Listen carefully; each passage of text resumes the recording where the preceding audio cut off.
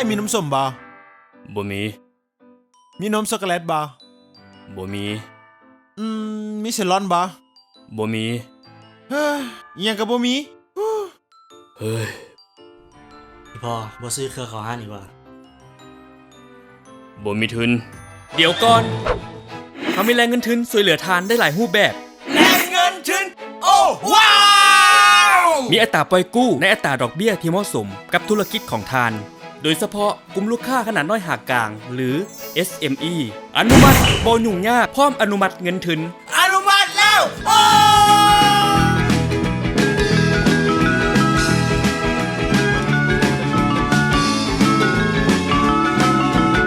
ไว้ใจเฮากับการกู้สินเชื่อ DCEL